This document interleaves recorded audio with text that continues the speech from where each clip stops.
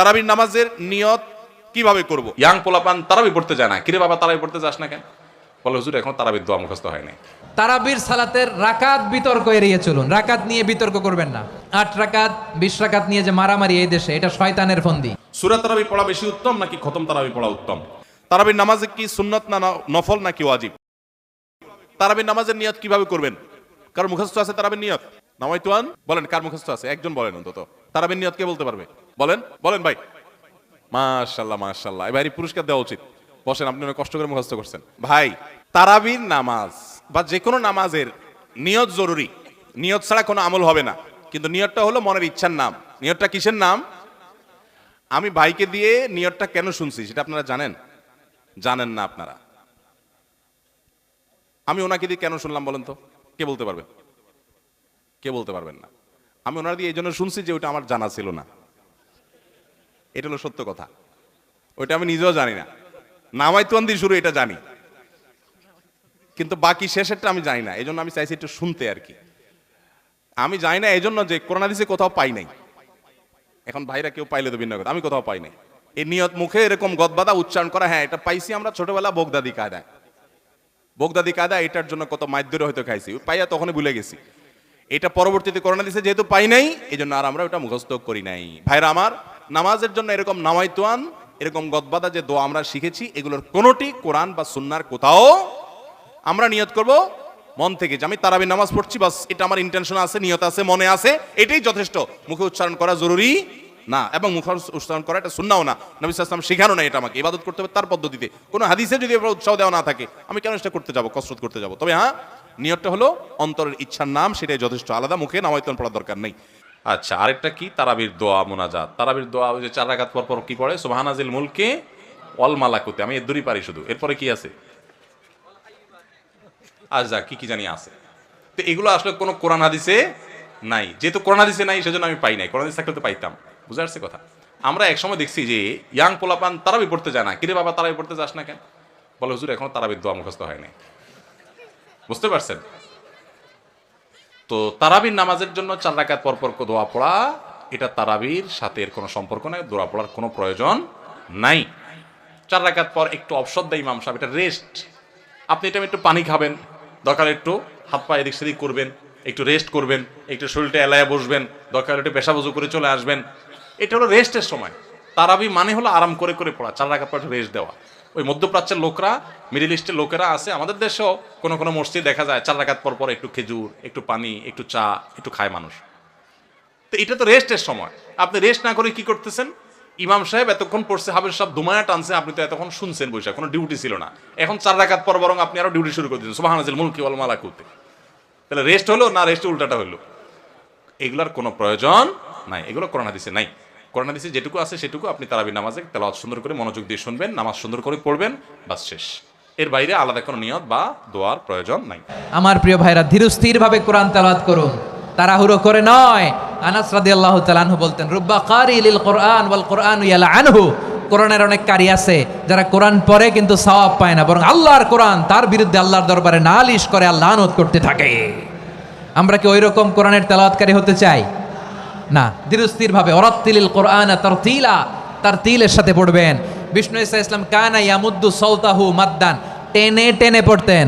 আলহামদুলিল্লাহি রাব্বিল আলামিন আর রহমানির রহিম মালিকি ইয়াউমিদ্দিন ইয়্যাকা না'বুদু ওয়া ইয়্যাকা নাস্তাঈন اهدنا الصراط المستقيم صراط الذين أنعمت عليهم غير المغضوب عليهم ولا الضالين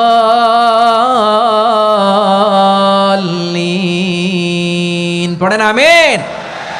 কানা ইয়ামুদ্দু সাওতাহু মাদ্দান, টেনে টেনে পড়তেন।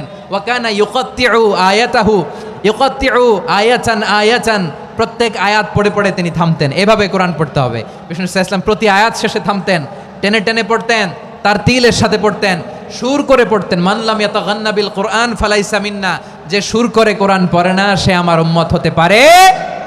জাইনুল কোরআন বিআসওয়াতিকুম, বিষ্ণু বলেন সুর করে কোরআন পড়বা। অনেকে কোরআনের খতম তুলবার জন্য কোরআন একেবারে খতম করে দেয়, এরকম আছে না নাই? কোরআনের খতম তোলার জন্য কোরআন রে কি করে একেবারে খতম করে দেয় না।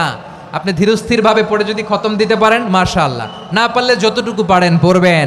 ধীরস্থিরভাবে তারাবির সালাতগুলো যেন আমরা আদায় করি। তাড়াহুড়ো করবেন না আল্লাহর ওয়াস্তে, তাড়াহুড়ো করবেন না, তাহলে কোরআন আমাদের জন্য বদদোয়া করবে। তাড়াহুড়ো করবেন তারাবির নামাজে।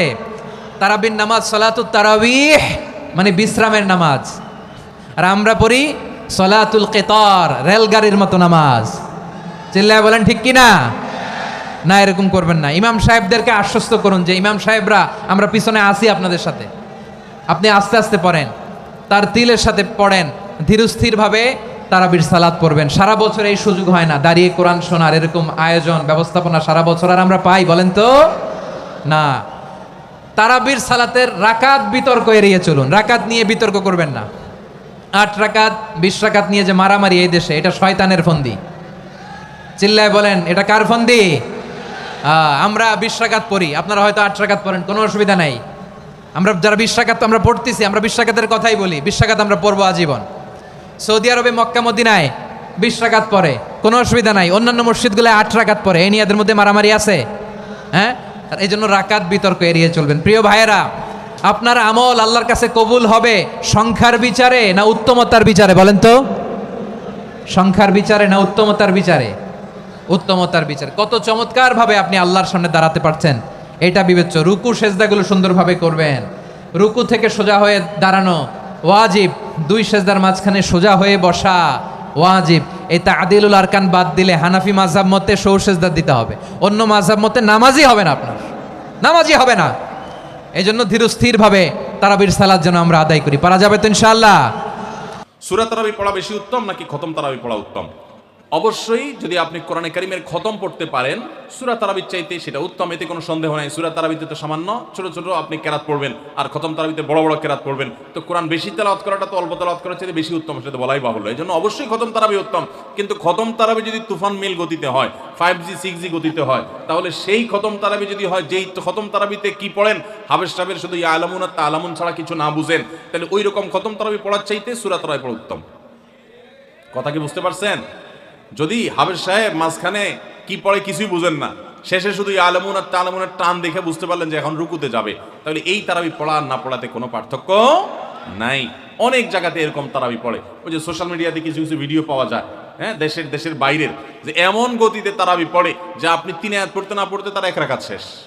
এগুলা তারাবির নামে তামাশা। শুধু খতম তারাবি কেন, অনেক সূরা তারাবিও এরকম আছে যে পড়ে সূরা তারাবি, সেটা আবার এরকম 5G গতিতে পড়ে। তারাবির নামে যে কত তামাশা চলে। কদিন আগে দেখলাম ফেসবুকে একটা পোস্টার যে ব্যবসায়ীদের জন্য বিশেষ তারাবির প্যাকেজ। কি প্যাকেজ? 7 দিনে খতমের প্যাকেজ, 5 দিনে খতমের প্যাকেজ, আর একটা 3 দিনে খতমের প্যাকেজ। একটা রেজিস্ট্রেশন ফি 1400 টাকা, আর একটা রেজিস্ট্রেশন ফি বোধ হয় 2000 টাকা, আর একটা রেজিস্ট্রেশন ফি আর একটু কম টাকা। হ্যাঁ, রেজিস্ট্রেশন ফি দিয়া হাবেজ সাহেবরা চুক্তি করে তারাবি পড়ায়। কিয়ামতের আগে যে আরো কত কিছু হবে একমাত্র আল্লাহ তাআলাই ভালো জানেন। এগুলো সব তারাবির নামে কি ভাই? তামাশা। জায়েজ নাই ভাবে করা। তারাবির নামাজ কি সুন্নাত না নফল নাকি ওয়াজিব? তারাবির নামাজ সুন্নাত, নবী করিম সাল্লাল্লাহু আলাইহি ওয়াসাল্লামের সুন্নাত, সাহাবায়ে কেরামের সুন্নাহ। অতএব সুন্নাতের নিয়ত করলে নামাজ হয়ে যাবে। নফল শব্দের অর্থ হলো ফরজ ওয়াজিবের বাইরে এক্সট্রা, অতিরিক্ত। নফল মানে অতিরিক্ত, সেই হিসাবে নফল নিয়ত করলে আদায় হয়ে যাবে, কিন্তু এটা সুন্নাহ নামাজ। তারাবির নামাজ কিসের নামাজ? সুন্নাহ নামাজ।